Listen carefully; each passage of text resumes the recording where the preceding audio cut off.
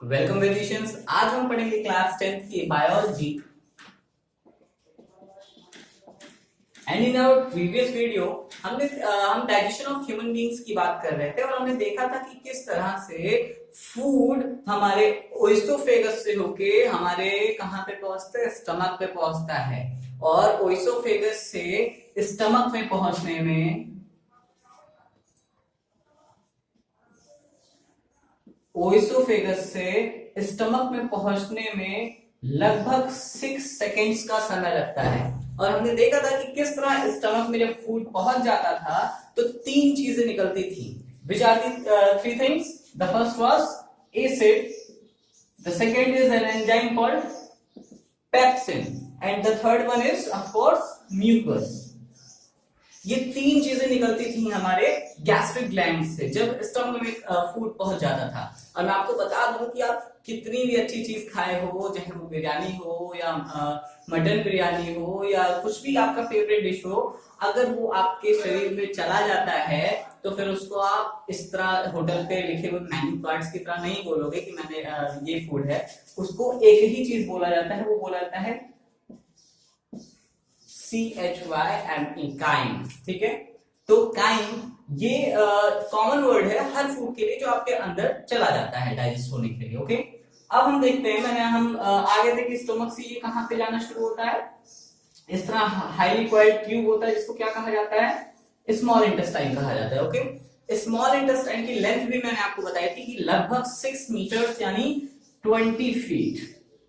मतलब एक 5 फीट का आदमी अगर एक नॉर्मली है तो उसके ऊपर 4 और वैसे खड़े हो जाएंगे।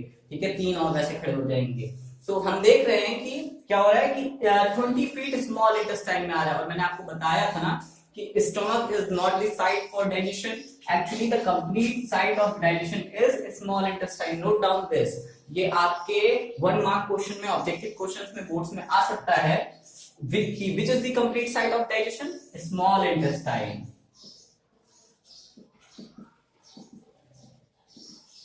Small intestine is the complete site for digestion. अब देखो भाई, स्मॉल इंटेस्टाइन अकेला नहीं है, इसके पास कुछ फ्रेंड्स हैं। आपके भी कुछ फ्रेंड्स होंगे ना जो आपकी मुश्किल हालत में या काम करने में आपकी हेल्प करते होंगे।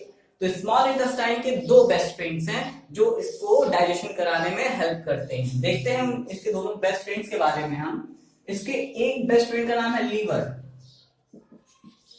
और दूसरे बेस्ट फ्रेंड का नाम है पैनक्रियास। ओके, अब देख लेते हैं कि लीवर और पैनक्रियास अपने इस स्मॉल इंटेस्टाइन की मदद हेल्प कैसे करते हैं। तो मैं आपको बता दूं कि लीवर एक खास तरह का सॉल्ट सिक्रीट करता है, जूस सिक्रीट करता है जिसको कहा जाता है बाइल जूस। ओके, और पैनक्रियास 2 एंजाइम्स सिक्रीट करता है, एक है ट्रिप्सिन और दूसरा है लाइपेज। ओके, अब देखते हैं हम लोग कि बाइल जूस आखिर किस तरह से, ये लीवर से जो बाइल जूस निकल रहा है वो किस तरह डाइजेशन में मदद करता है।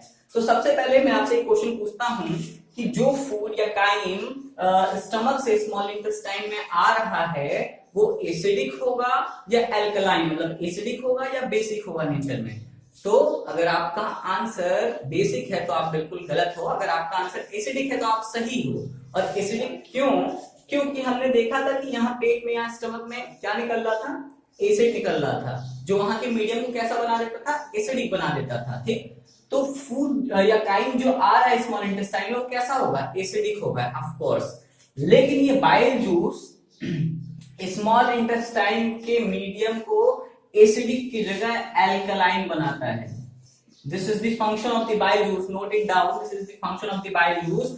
बाइल जूस क्या करता है कि स्मॉल इंटेस्टाइन के मीडियम को कैसा बना देता है? एल्कलाइन बना देता है। ठीक है, एल्कलाइन क्यों बना देता है? इसकी कोई वजह भी होगी। हाँ, वजह ये है कि ये जो पैनक्रियाटिक एंजाइम्स है ट्रिप्सिन और लाइपेज, ये दोनों एल्कलाइन मीडियम में ही अपने एक्शन को ठीक तरह से कर सकते हैं, जो भी इनका पर्पस है। अभी हम बात करेंगे इनका क्या पर्पस है। तो हम देख रहे हैं कि बाइल जूस क्या करता है? स्मॉल इंटेस्टाइन के मीडियम को कैसा बना देता है? एल्कलाइन बना देता है। ठीक, अब देखो एक्चुअली स्मॉल इंटेस्टाइन ने पैनक्रियास से हेल्प मांगी थी कि आप हमें हेल्प करिए डाइजेशन में। तो पैनक्रियास ने 2 लोगों को भेजा, एक था ट्रिप्सिन जो स्मॉल इंटेस्टाइन में गया और उसने क्या किया, it helps in digestion of protein. याद रखिए ट्रिप्सिन का function, it helps in digestion of protein. Okay, और दूसरा लाइपेज को भेजा। लाइपेज क्या करता है, लाइपेज एक्चुअली जो फैट्स होते हैं उसे डाइजेशन करने में हेल्प करता है। लाइपेज का function helps in digestion of emulsified fat. तो ये हो गया ट्रिप्सिन और लाइपेज का फंक्शन। लेकिन ट्रिप्सिन और लाइपेज केवल कैसे मीडियम में काम कर सकते हैं, एल्कलाइन। तो इसी वजह से लीवर को भी बीच में आना पड़ा, कहा कि भाई अगर ट्रिप्सिन और लाइपेज काम ही नहीं कर पाएगा तो फूड का डाइजेशन कैसे होगा।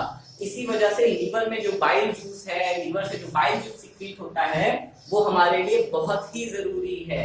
ठीक है, इसी वजह से कभी कोई ज्यादा अल्कोहल जो पीता है उसका लीवर खराब हो जाता है, तो उसे जल्दी डाइजेशन उसका अच्छा नहीं होता है, उसे वोमिटिंग वगैरह होती रहती है, ये सारी चीजें। ओके, तो अब हमने देखा कि लीवर का बाइल जूस मीडियम को एल्कलाइन बनाता है। साथ ही साथ एक और इसका फंक्शन है बाइल जूस का, सॉरी इसका एक फंक्शन और है, वो ये है, यहाँ पे मैं लिख देता हूं, it helps to break down bigger fat globules to smaller one. जो फैट होता है, ठीक है, उसको जो बिग फैट ग्लोब्यूल्स होते हैं, बड़े फैट के ग्लोब्यूल्स जो हमारे स्मॉल इंटेस्टाइन में आ जाते हैं उस खाने से, तो उस पे एंजाइम्स का, ये लाइपेज का, देखो आप क्या देख रहे हो कि लाइपेज इमल्सिफाइड फैट को डाइजेशन करने में हेल्प करता है, यानी फैट का डाइजेशन कौन कर रहा है, लाइपेज कर रहा है। लेकिन लाइपेज जो है बड़े फैट ग्लोब्यूल्स पे काम नहीं कर पाता है, तो बाइल क्या करता है, उन बड़े फैट ग्लोब्यूल्स को तोड़ के स्मॉलर फैट ग्लोब्यूल्स में बदल देता है, जिससे कि लाइपेज पूरी तरह से काम कर सके। ठीक है, तो ये फाइनली हमने देखा कि लीवर और पैनक्रियास स्मॉल इंटेस्टाइन को कैसे हेल्प करते हैं। अभी लास्ट चीज जो इसमें स्मॉल इंटेस्टाइन में है वो ये कि उसके बाद इंटेस्टाइनल जूसेस निकलते हैं। ये फाइनल चीज है कि इसमें सिर्फ इंटेस्टाइनल जूसेस निकलते हैं जो फाइनली प्रोटीन को चेंज करते हैं। ध्यान दीजिएगा, इंटेस्टाइनल जूसेस की बात कर रहा हूं जो स्मॉल इंटेस्टाइन से निकल रहे हैं। इंटेस्टाइनल जूस, आखिर भाई खुद भी तो कुछ करना पड़ेगा। स्मॉल इंटेस्टाइन का हेल्प लीवर कर रहा है, पैनक्रियास कर रहा है, तो वो भी तो कुछ करेगा, वो लास्ट में करता है। क्या करता है इंटेस्टाइनल जूस, क्या करता है, प्रोटीन चेंज होता है किसमें, अमीनो एसिड में, with the help of small intestinal juices. और साथ ही साथ जो कॉम्प्लेक्स कार्बोहाइड्रेट, मतलब CHO बताया था ना आपको, कार्बन हाइड्रोजन एंड ऑक्सीजन, जिस कंपाउंड्स में होते हैं उन्हीं को कार्बोहाइड्रेट्स कहते हैं। तो जो कॉम्प्लेक्स कार्बोहाइड्रेट्स होते हैं, मतलब लॉन्ग मॉलिक्यूल्स ऑफ कार्बोहाइड्रेट्स होते हैं, वो किसमें चेंज होते हैं, ग्लूकोज में चेंज होते हैं। एंड फाइनली जो फैट्स हैं वो चेंज होते हैं फैटी एसिड या फिर ग्लिसरॉल में।